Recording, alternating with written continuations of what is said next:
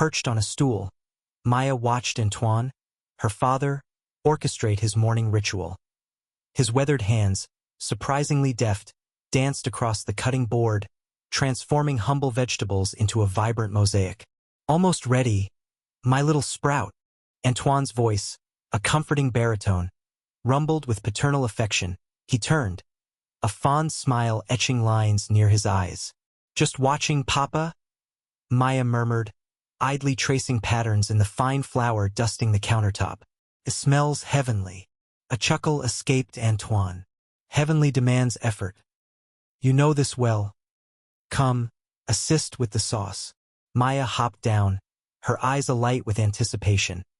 Helping her father was more than just cooking. It was a quiet communion, an unspoken language spoken in shared movements. Today, they tackled bouillabaisse, a taste of Antoine's Marseille childhood he longed to share with Maya. He guided her through the saffron's delicate bloom in the simmering stock, showed her how to coax out the fennel's subtle essence, and patiently explained the layering of fish, ensuring each cooked to its precise potential. Maya absorbed every nuance, her innate talent for flavor often surprising even Antoine. Later, the aroma of rosemary and olive oil filled another kitchen, the gleaming expanse of Oakwood Academy. Maya, normally reserved, felt a surge of confidence as she stood alongside her classmates. Today's focus: Provençal cuisine. While others wrestled with the subtleties of ratatouille, Maya moved with fluid precision. Chef Dubois, a portly figure possessing both a booming laugh and surprising tenderness, observed her with satisfaction. Magnifique. Maya, you have the instinct, the fervor. Your father must be so proud. A blush warmed Maya's cheeks, fueled by his praise with meticulous care. She arranged the vegetables, each slice precisely rendered, each hue vibrant. At IT was not mere recipe following. It was about crafting a beautiful experience, a joy for the palate. The bell's peal marked the classes in as the students dispersed. Chef Dubois beckoned Maya back. Tell your father I send my regards, and suggest he bring you to Le Cordon Bleu sometime. Your potential is truly remarkable. Maya beamed, her spirit lifted. She offered profuse thanks and hurried to her next class, the chef's words resonating within her. She clutched the recipe card, a tangible symbol of accomplishment. Across the manicured lawns, Mrs. Eleanor Sternwood, headmistress and staunch preserver of tradition, surveyed Oakwood with a critical eye. Her gaze swept over the perfectly aligned desks in the history room, the flawlessly white uniforms adorning the students, the precisely sculpted hedges bordering the pathways. Perfection, order, predictability. These were paramount. Any deviation threatened the carefully constructed equilibrium. She paused, her attention caught by the culinary arts building. A wave of herbal and spiced fragrance wafted on the breeze, an exotic counterpoint to the crisp, pristine air she favored. A slight wrinkle appeared on her nose. Culinary arts, a necessary concession, perhaps, but hardly a discipline befitting such prominence at Oakwood. Readjusting her spectacles, her lips thinned into a tight line. She'd heard whispers concerning Antoine Dubois's daughter. Maya, a scholarship recipient, undeniably, but hailing from a decidedly different background. The Dubois family operated that small bistro downtown, Le Petit Fleur. Acceptable enough, she conceded, but hardly the breeding ground for the refined young women Oakwood aimed to cultivate. Mrs. Sternwood straightened, her resolve solidifying. Oakwood Academy was a sanctuary of excellence, a fortress of tradition. She would not permit anything less than perfection to tarnish it. She would maintain a vigilant watch over Maya Dubois, a very vigilant watch. Oakwood's essence, the institution's very identity, must remain uncompromised. A shadow of doubt. The fragrance of rosemary and thyme, usually Maya's solace, an olfactory link to her father's loving kitchen, now sharpened the anxious butterflies rioting in her stomach. The advanced culinary theory exam loomed, a trial by fire of arcane methods and obscure gastronomic history. Mrs. Sternwood, spine rigid as ironwood, stalked the aisles, her heels a staccato percussion against the dining hall's gleaming floor. Maya inhaled deeply, summoning resolve that she'd prepped exhaustively. She could distinguish a consommé from a bisque, grasp the subtleties of sous vide, and articulate the chemical dance that transformed mundane ingredients into edible art. The initial questions, diagrams of knife techniques and ideal poaching temperatures, proved manageable. A tentative smile graced her lips. She could do this. Across the way, Jessica Thorne, scion of a family practically owning the township, shot her a look. Jessica, the self-proclaimed culinary heiress, the presumptive luminary of Oakwood's esteemed program. Jessica, who'd made her disdain palpably clear. Maya, the scholarship student from the wrong side, had no right to occupy this hallowed space. Maya fought to ignore her, channeling focus to the intricate Maillard reaction question. She meticulously outlined each step, recalling every nuance from the textbook. Just as she reached for her pen, a subtle nudge against her ankle broke her concentration. A crumpled slip of paper lay near her desk leg, filled with hastily jotted notes on the evolution of French sauces, information ripped straight from the test. Her pulse hammered. This wasn't hers, never hers. She was about to call Mrs. Sternwood's attention to it when the woman's shadow fell like a sudden eclipse. Du Bois. Mrs. Sternwood's voice, glacial and sharp. Explain. Yourself. A long, meticulously manicured finger pointed to the damning cheat sheet. Maya's throat constricted. That's not mine, Mrs. Sternwood. I didn't put it there. The headmistress's lips compressed into a thin line. Do not insult my intelligence. Du Bois. It was practically adhered to your shoe. This is a blatant breach of Oakwood's honor code. But I swear, I didn't. Someone must have. Maya's voice wavered, betraying her panic. Her gaze flickered towards Jessica, who pointedly avoided her eyes, scribbling intently on her own exam. Silence, Mrs. Sternwood snapped, her voice echoing in the hall. I will not tolerate such flagrant dishonesty. That I had suspected this from you. Some individuals, regardless of their purported talent, simply cannot meet Oakwood's exacting standards. The final words dripped with icy condescension. A tide of shame washed over Maya, prickling her skin. Please, Mrs. Sternwood, you must believe me, I would never cheat. Cooking? It's my entire life. Your claims are immaterial. You will leave the dining hall immediately. I will be contacting your father regarding your expulsion. Mrs. Sternwood's gaze was unwavering, devoid of empathy. Tears stung Maya's eyes, blurring the room into a watercolor mess. Expulsion? You haven't even. The evidence is conclusive. Mrs. Sternwood snatched the exam from Maya's desk. Consider this a painful lesson in accountability. Humiliation, a corrosive poison, ate at her. Gathering her belongings felt like an insurmountable task. Her hands trembled uncontrollably as she passed Jessica. She caught a fleeting glimpse of satisfaction in the other girl's eyes, swiftly replaced by a mask of innocence. The clicking of Mrs. Sternwood's heels, a relentless metronome of her disgrace, followed her to the exit. The once comforting aroma of rosemary and thyme now felt like a suffocating shroud. Leaving the dining hall felt like forfeiting her future. The brilliance of the afternoon sun outside only amplified the gloom that had taken root within her. The walk home passed in a haze of disbelief. She couldn't face calling her father, the thought of shattering his pride too excruciating. She pictured her grandfather's face, the steadfast champion of her dreams. This would devastate him. Reaching their modest apartment, she retreated to her room, burying herself beneath the sanctuary of her blankets. The faint, lingering scent of her grandfather's pipe tobacco, a ghostly vestige of comfort, offered little solace against the encroaching shadows of doubt. Doubt in herself, doubt in the possibility of justice, and above all doubt that she could ever outrun the unjust condemnation that had fallen upon her, the unthinkable. The summons arrived during fourth period, a crisp white slip delivered by a jittery prefect. Maya read the words, Headmistress's office, immediately, and felt a cold dread bloom in her stomach. She packed her knives with trembling hands, the familiar weight suddenly alien and menacing. Mrs. Sternwood sat ramrod straight behind her enormous desk, the polished surface reflecting the afternoon sun in a blinding glare. The air in the room was thick with the scent of lemon polish and disapproval. Miss Du Bois, she began, her voice as sharp as chipped ice. The board has convened that we have reviewed the evidence pertaining to the incident in the pantry. Maya swallowed, her mouth suddenly dry. Mrs. Sternwood, I explained. Your explanations were unconvincing. The board has reached a decision.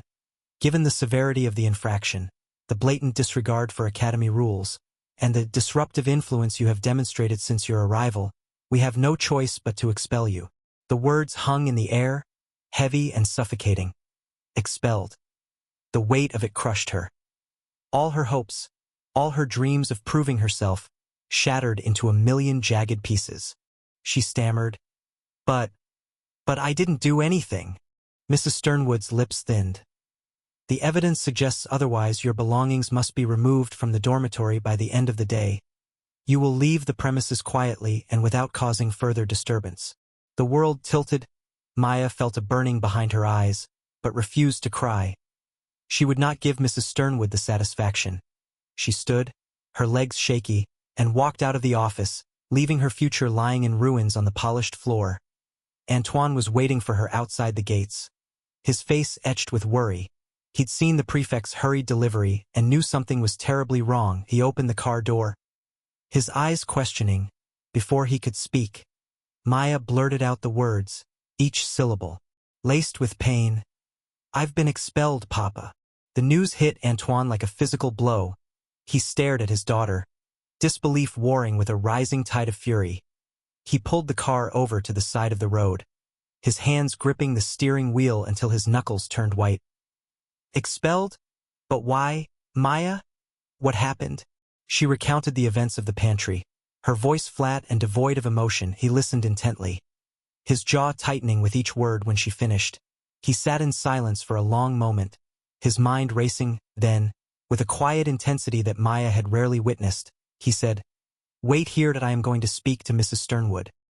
He marched into the academy, his calm demeanor belying the storm raging within him. He found Mrs. Sternwood in her office, already preparing to leave for the day. "Mrs. Sternwood," he said, his voice low and controlled, "I demand an explanation. My daughter is innocent. She would never intentionally break the rules." Mrs. Sternwood turned, her expression dismissive. "Mr. Dubois, the matter is closed.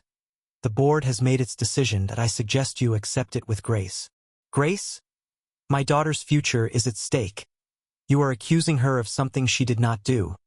There must be some mistake." "There is no mistake, Mr. Dubois. That we have evidence. Witnesses?" She trailed off, avoiding his gaze. "Witnesses who were coerced. Evidence that was manipulated.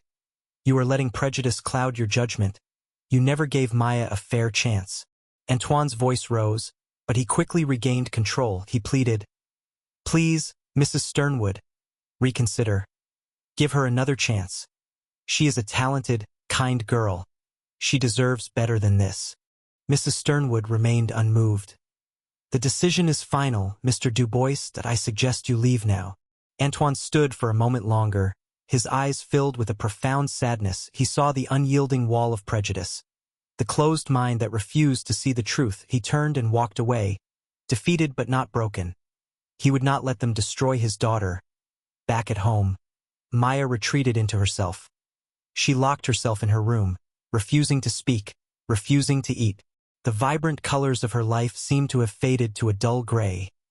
The aroma of spices, once her greatest joy, now filled her with a crushing sense of loss.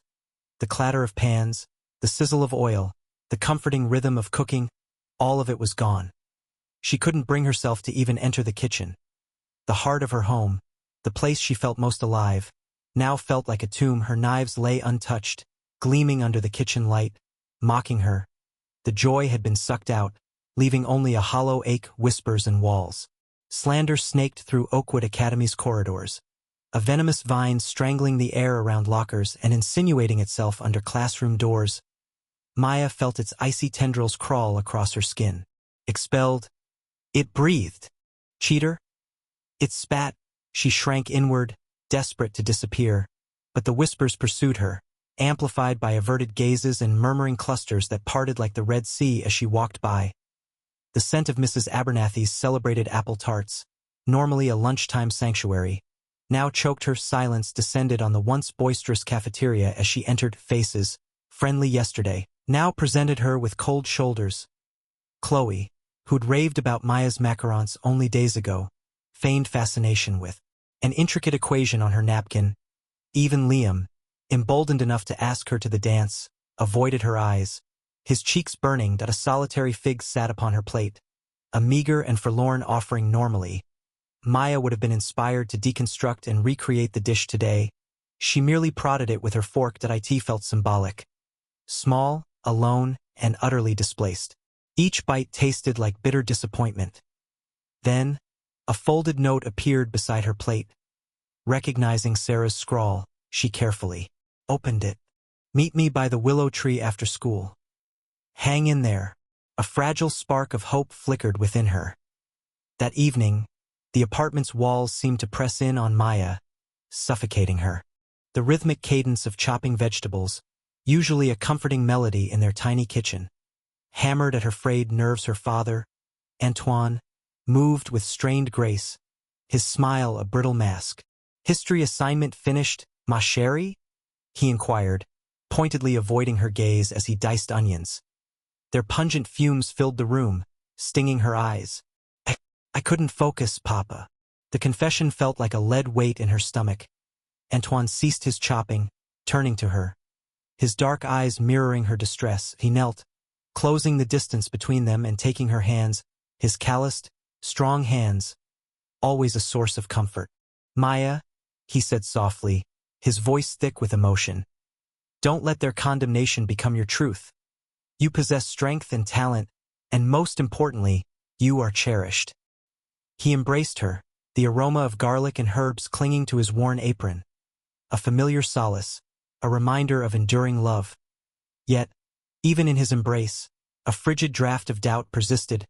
The whispers had infiltrated their sanctuary, lurking in the shadows, poisoning the very air. Later, after a somber, wordless dinner, Antoine sat amidst a sea of bills and receipts at the kitchen table.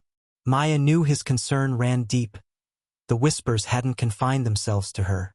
They had reached him that he had lost a catering assignment that very afternoon, attributed to unforeseen circumstances. She overheard his hushed phone call with grandpère. His customary composure shattered.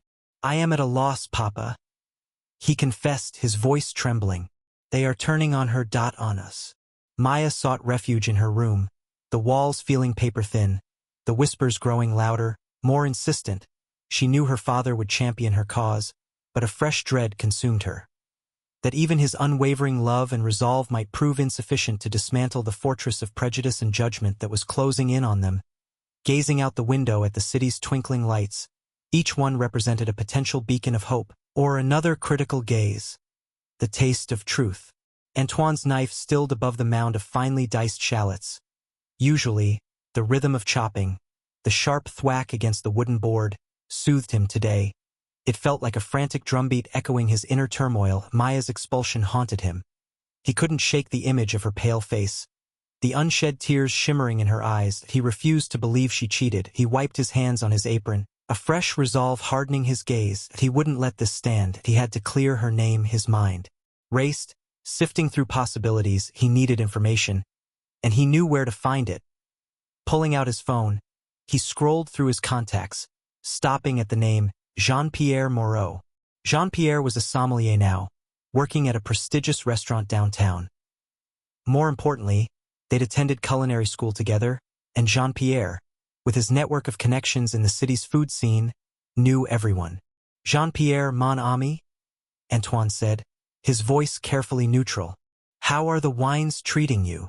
After exchanging pleasantries, Antoine steered the conversation towards Maya's school, subtly probing for information about the student body, the teachers, any whispers of gossip. Jean-Pierre, as always, was a fount of information. He mentioned a few students who worked part-time at local cafes, kids from Maya's class.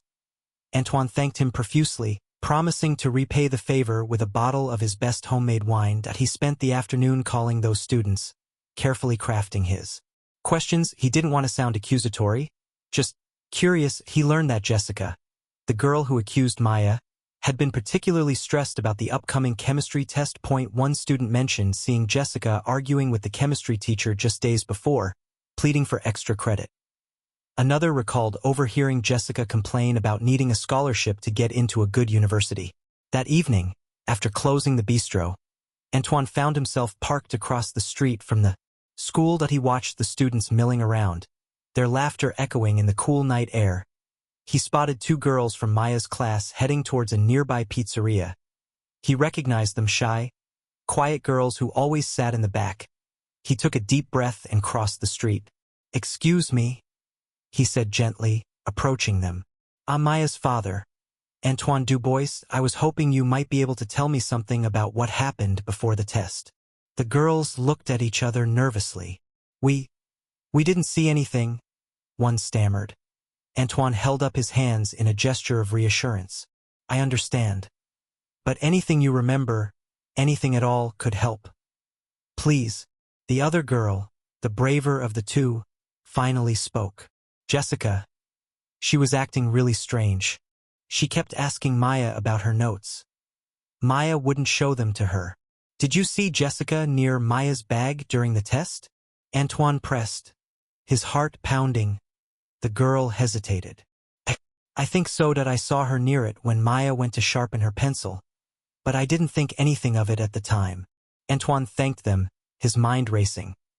This was it. He had to prove Jessica had planted something, a cheat sheet, in Maya's bag. But how? He needed concrete evidence. He returned to the bistro. The aroma of garlic and herbs, usually a comfort. Now a bitter reminder of the injustice his daughter faced. He paced the kitchen, his mind a whirlwind of possibilities. Then, he remembered something Maya had told him about Jessica bragging about hacking into the school's computer system to change her grades. He pulled out his laptop. That he knew a little about computers, enough to be dangerous. He spent the next few hours researching, digging, following digital breadcrumbs. He found a forum where Jessica had posted about needing help bypassing the school's security. He even found a cached version of a message where she bragged about successfully altering her chemistry grade. IT wasn't direct proof that she'd framed Maya, but it was a damning piece of the puzzle. IT painted a picture of a desperate girl, willing to do anything to succeed. A girl capable of framing his daughter. The taste of truth was bitter, laced with anger and a fierce protectiveness for Maya. He wouldn't let Jessica's ambition destroy his daughter's future. He had the motive, circumstantial evidence, and a growing suspicion. Now, he just needed to present it in a way that would convince the school. Stone walls. Antoine's fingers tightened around the photograph, its surface clammy against his skin. He smoothed his apron. A nervous habit that did little to quell the tremor skating through his limbs. The headmistress's secretary, a severe woman with a helmet of permed hair, gestured him into the office with a curt nod. Her only acknowledgement a clipped warning not to overstay his welcome. The office mirrored Maya's description. A bastion of authority. Somber mahogany shelves, crammed with gilded, leather, bound volumes, cast elongated shadows in the glow of a brass lamp. Behind an immense desk, clear save for a silver letter opener and a precisely aligned stack of documents, sat Mrs. Sternwood. She offered no greeting of hospitality, no beckoning seat. "Mr. Dubois?" she began, her voice a precisely calibrated instrument. "I understand you requested this audience. I trust it's a matter of grave importance?" Antoine swallowed, his throat suddenly dry. "Yes, Madame Sternwood. It concerns Maya, her expulsion. My decision stands." She cut him off, her stare unwavering. "Oakwood maintains standards. Your daughter's conduct fell far short." He retrieved the photograph from his pocket. "I understand your concerns, Madame Sternwood, but I believe this offers a different vantage." He placed the snapshot on the polished surface. A candid shot, taken by a fellow student, depicted Jessica Atherton surreptitiously sliding a small, crumpled note into Maya's locker. The digital timestamp was irrefutable. The very day of the incident. Mrs. Sternwood lifted the photograph, her lips compressing into a thin line as she scrutinized it. For a fleeting instant, hope flickered within Antoine's chest, a fragile ember. Perhaps she might consider the alternative. But then she returned the picture to the desk with a dismissive exhalation. "This proves nothing, Mr. Dubois. It's circumstantial at best. Students pass notes."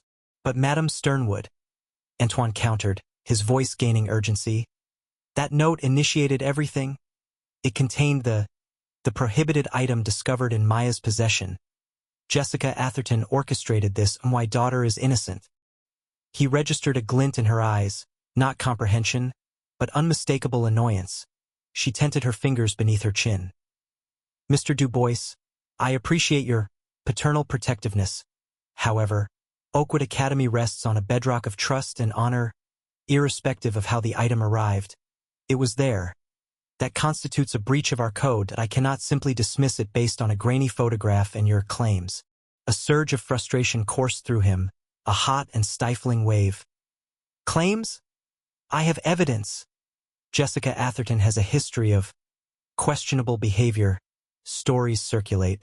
Mrs. Sternwood's brow furrowed into a disapproving V. Gossip, M. Du Bois M.Y. judgments aren't swayed by hearsay. Miss Atherton is a legacy student, from a family whose generosity has benefited Oakwood for decades. Her reputation is beyond reproach. Antoine felt his resolve drain away, his shoulders sinking. The truth crystallized. This wasn't about evidence or equity. It was about safeguarding the institution, upholding its pristine image, and above all, shielding the Atherton dynasty. So, you're telling me that even with proof of Maya's innocence you won't reconsider? He asked, his voice a mere thread. She rose to her feet, a definitive signal that the encounter had reached its end. I am saying, Mr. Du Bois, that my decision is immutable. Please accept that I suggest redirecting your efforts toward finding another institution more suited to your daughter. Oakwood, regrettably, is not. He fixed his gaze on her, on the inflexible set of her jaw, the glacial depths of her eyes that he discerned nothing but an impenetrable wall of privilege and tradition. Retrieving the photograph, the glossy paper now felt strangely cold. Thank you for your time, Madam Sternwood. He murmured, his voice devoid of inflection as he turned and exited the office, the door clicking shut behind him with deliberate quietude that a profound sense of failure engulfed him. A crushing weight settling in his chest. He had presented the truth, with as much force and clarity as he could muster, but it had been futile against such entrenched power. His efforts were inconsequential. He emerged from the imposing edifice into the sharp afternoon air. The manicured lawns and ancient oaks seemed to mock him with their stoic grandeur. He knew he couldn't surrender, not when it came to Maya. Yet, as he gazed at the academy, it loomed as a fortress. The stone facade of Oakwood Academy stood unyielding, guarding its secrets and biases, while Maya remained locked on the outside, the helicopter. The rhythmic chop of helicopter blades ripped through the tranquil afternoon, an unwelcome dissonance to Oakwood Academy's usual chorus of birdsong necks swiveled. Textbooks lay forgotten at a gallery of inquisitive faces pressed against window panes, their hushed speculations growing louder as a sleek, obsidian helicopter circled the meticulously groomed lawns, an audacious intrusion, a mechanical leviathan disrupting their carefully cultivated world of tradition and exclusivity. That Mrs. Sternwood, expounding on the finer points of semicolon usage, felt a pulse hammer in her temple. Disruption, blatant and theatrical, was her particular bane. Through narrowed eyes, she observed the unwelcome visitor. Her lips compressed into a line of disapproval. The helicopter descended further, stirring up a whirlwind of desiccated leaves and swirling grit. Good heavens! She huffed, her voice struggling to be heard above the clamor. The sheer nerve! As if we lacked sufficient distraction with that girl. She offered a vague, dismissive wave, a thinly veiled reference to Maya, whose very presence seemed a fissure in Oakwood's otherwise flawless facade. The helicopter completed another rotation, its shadow swallowing the rose garden, a source of immense pride she cultivated annually. The indignation simmering within her threatened to erupt. This was more than a mere interruption. It felt like a deliberate affront. She pictured the parents, the powerful trustees, witnessing this spectacle. What conclusions would they draw? What judgments would they voice? Jenkins, she snapped, summoning the nearest, most unfortunate prefect. Discover who is responsible for this aerial bombardment of our peace, and inform them, unequivocally, that such conduct is completely unacceptable. Jenkins, a boy whose primary contribution to Oakwood's legacy was the meticulous polishing of antique silverware, bolted, his countenance a study in bewildered anxiety, oblivious to the ripples of chaos it had created. The helicopter initiated its descent, touching down with surprising delicacy on the school's pristine cricket field. A collective intake of breath swept through the onlookers as the helicopter doors swung open. A figure emerged, not a pinstripe-suited executive nor a journalist, sniffing for a scoop, but a man instantly recognizable. a man whose name resonated in kitchens and dining rooms across the globe. Jean-Pierre Dubois, in jeans and a casual linen shirt, stepped onto Oakwood Academy's revered grounds, his presence as incongruous as finding a five-star restaurant in a roadside diner. Despite his relaxed attire, his charisma was palpable. He surveyed the assembled crowd, the corners of his eyes crinkling as he offered a disarming, benevolent smile that he projected the warmth of a beloved uncle, not the authority of a culinary legend. Mrs. Sternwood, who had been advancing toward the landing site with the righteous indignation of a battlefield commander, hesitated. She knew him, of course, everyone did. The carefully constructed reprimand evaporated instead. She found herself smoothing her already pristine tweed skirt, a forgotten habit from her youth. Dubois approached her, his manner relaxed yet confident. "Mrs. Sternwood, I presume?" he inquired, his voice a smooth, resonant cadence. He extended a hand, his grip firm and friendly. Jean-Pierre Dubois, Maya's grandfather. The revelation hung in the air, rich and unexpected. A ripple of whispers spread through the crowd. Maya's grandfather? Jean-Pierre Dubois. Mrs. Sternwood's mind struggled to keep pace. She had imagined a struggling single mother, perhaps, or a detached, indifferent father. Never this, never him. She mustered a strained smile, her carefully maintained composure threatening to shatter. "Mr. Dubois," she replied, her voice revealing the slightest tremor. "This is rather unexpected." "Indeed," he chuckled, amusement dancing in his eyes. "But I assure you, I have a perfectly reasonable explanation for my dramatic entrance. Perhaps we could discuss it in your office? I believe there are one or two matters concerning my granddaughter's education that require clarification." His smile didn't quite reach his eyes now, and Mrs. Sternwood felt a sudden coolness despite the warm sunlight. The helicopter, a silent, looming sentinel behind him, amplified the unspoken challenge in his words. The stakes, she realized, had just been elevated. A culinary confrontation.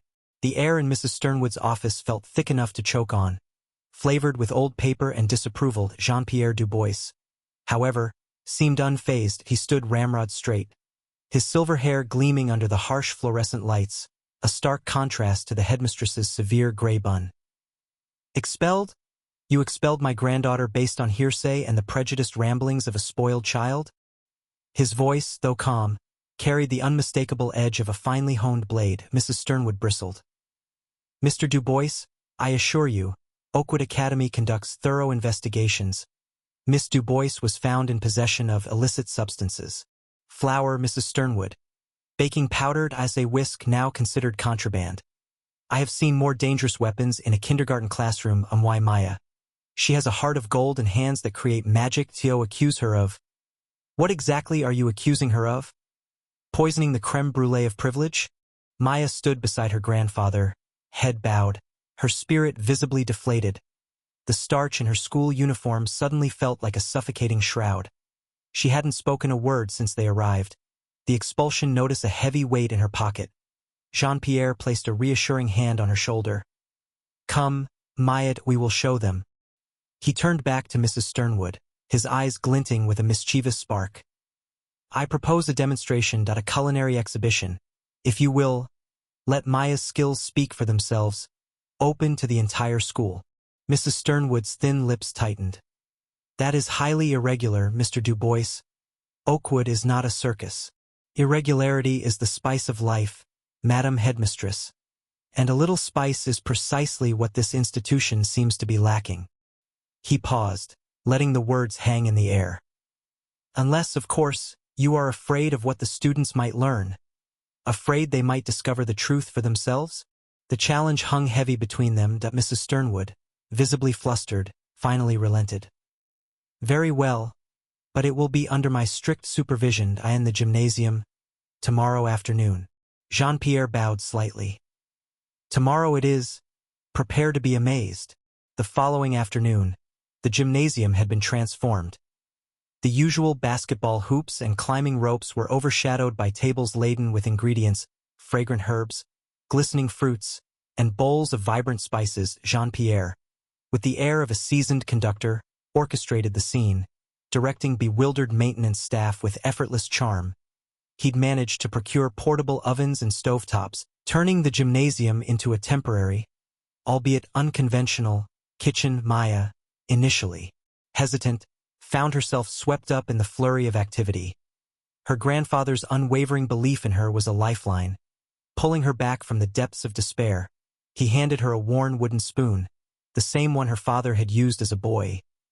"Now, petite, let us show them what you can do. Forget the accusations, forget the whispers, cook with your heart." As the students filed into the gymnasium, a murmur rippled through the crowd. Mrs. Sternwood, perched rigidly on a folding chair near the basketball court, surveyed the scene with thinly veiled disapproval. Penelope, ever the ringleader, stood near the front, arms crossed, a smug expression on her face. Jean-Pierre stepped forward, a microphone in hand. His booming voice resonated through the gymnasium. "Mesdames et messieurs, welcome! Today, we celebrate not just cooking, but the pursuit of passion, and the importance of fairness to my granddaughter, Maya, will demonstrate the transformative power of food. Watch, learn, and taste the truth." Maya, guided by her grandfather, began to cook. She moved with a newfound confidence, her hands sure and precise as she chopped vegetables, kneaded dough, and whisked sauces. The air filled with the intoxicating aromas of garlic, rosemary, and simmering tomatoes. She explained each step with quiet grace, her initial shyness melting away as she shared her knowledge. She demonstrated how to make a simple but flavorful ratatouille, its vibrant colors a feast for the eyes. The students, initially skeptical, were quickly captivated. Even Penelope seemed momentarily mesmerized by the swirling steam and the rhythmic clatter of Maya's knives. Whispers began to circulate. "She's really good. It smells incredible." As the ratatouille simmered, Maya moved on to dessert, a delicate lavender shortbread, its subtle floral aroma adding another layer of enchantment to the atmosphere. Jean-Pierre, a constant presence at her side, offered encouragement and whispered tips, his eyes filled with pride. Finally, the moment arrived. Small samples of the ratatouille and shortbread were distributed to the students and teachers. A hush fell over the gymnasium as everyone tasted Maya's creations. Eyes widened, smiles blossomed, and murmurs of approval filled the air. Penelope, reluctantly, took a bite of the shortbread. Her expression softened, a flicker of surprise crossing her face. Even Mrs. Sternwood, despite her best efforts to remain impassive, seemed to unconsciously lick her lips. Jean-Pierre raised his hands, silencing the murmurs. "Well, what do you think? Does this taste like someone who would poison your food? Or does it taste like hope?" The students erupted in applause. Several teachers, emboldened by the delicious food and Jean-Pierre's charisma, joined in. Glances were exchanged, and for the first time, Maya saw a flicker of doubt in Mrs. Sternwood's eyes. The tide, it seemed, was beginning to turn, the taste of justice. The weight of Jean-Pierre's unexpected visit, coupled with the subtle but palpable shift in the staff's demeanor, settled heavily on Mrs. Sternwood's sleep. Had been a restless visitor. The helicopter, gleaming silver against the manicured green of the school grounds, was an undeniable symbol of power, of influence that she couldn't simply dismiss. That it wasn't just about the stolen bracelet anymore. It was about Oakwood's reputation, about her judgment, about the deeply ingrained assumptions she hadn't dared to question. She summoned Jessica to her office. The girl arrived, fiddling with the hem of her blazer, her usual smugness replaced with a nervous energy that crackled in the air. "Jessica," Mrs. Sternwood began, her voice carefully neutral, "I need to be absolutely certain about the events of last week. Tell me again, in your own words, about the bracelet." Jessica repeated her story, the practiced ease of her earlier accounts now faltering, each word a hesitant step on thin ice. Mrs. Sternwood pressed, her questions sharper, more insistent. She focused on the inconsistencies, the tiny cracks in Jessica's narrative that she had previously overlooked in her eagerness to believe. The girl's breathing grew ragged. Finally, under the relentless scrutiny, the carefully constructed facade crumbled. Tears streamed down Jessica's face as she confessed. She had taken the bracelet, driven by a petty jealousy of Maya's easy grace and the attention she received, planting it in her locker in a moment of spite. The taste of justice, bitter and metallic, filled Mrs. Sternwood's mouth, relief mingled with shame. She had been so quick to judge, so blinded by her own prejudices, that she had nearly ruined a young girl's life. She called Antoine and Maya to her office. Apologies tumbled from her lips, stiff and awkward at first, then gaining sincerity as she saw the quiet dignity in Antoine's eyes and the tentative hope blooming in Maya's. Maya was reinstated. Her suspension expunged from her record. The board, informed of the truth and Jean-Pierre's subsequent quiet but pointed inquiries into the school's disciplinary procedures, issued a reprimand to Mrs. Sternwood, a stinging rebuke for her hasty judgment and failure to conduct a thorough investigation. The air in the Dubois household, once thick with anxiety, now buzzed with a quiet joy. Maya, her confidence slowly returning, began to experiment in the kitchen. Antoine, his usual calm demeanor amplified by relief, watched with pride as his daughter rediscovered her passion. Jean-Pierre, ever the showman, suggested a celebration, a gesture of goodwill to heal the divisions within the school community. The idea took root. A special meal, prepared by Maya and Antoine, for the students and faculty of Oakwood Academy. It would be a testament to unity, to forgiveness, to the power of shared experience. The school kitchen, usually a sterile environment of institutional cooking, transformed into a vibrant hub of culinary artistry. Antoine, with his effortless expertise, guided Maya through the preparation of a multi-course meal, each dish a celebration of flavors and cultures. The aroma of simmering sauces, freshly baked bread, and exotic spices filled the air, a tantalizing invitation to a feast of reconciliation. Jean-Pierre, a natural raconteur, entertained the student volunteers with stories of his travels and his own culinary adventures, weaving tales of far-off lands and the unifying language of food. On the evening of the meal, the school's dining hall was transformed. Long tables were draped in crisp white linen, adorned with flickering candles and vibrant floral arrangements. Students and faculty, initially hesitant, gradually relaxed, drawn in by the warm atmosphere and the tantalizing aromas emanating from the kitchen. Maya, her cheeks flushed with excitement, presented each dish with a quiet pride, explaining the origins and significance of the ingredients. Antoine, watching from the sidelines, beamed with paternal pride. The meal was a resounding success, a symphony of flavors that transcended social barriers and fostered a sense of shared humanity. Mrs. Sternwood sat at a table near the back, observing the scene with a mixture of emotions. She saw students laughing, sharing stories, their faces illuminated by the candlelight. She watched Antoine and Maya, their faces radiating joy as they shared their passion with the community. She saw Jean-Pierre, his charismatic presence drawing people together, bridging divides with his infectious enthusiasm. She felt a pang of regret, a sharp awareness of her own failings. She had allowed her preconceived notions to cloud her judgment, nearly causing irreparable harm. As she savored the final bite of a delicately flavored pastry, she resolved to do better, to listen more closely, to judge less harshly. The taste of justice, though initially bitter, had left a lingering sweetness, a promise of growth and a glimmer of hope for a more inclusive future at Oakwood Academy. The helicopter sat waiting, but for now, she would face a new dawn.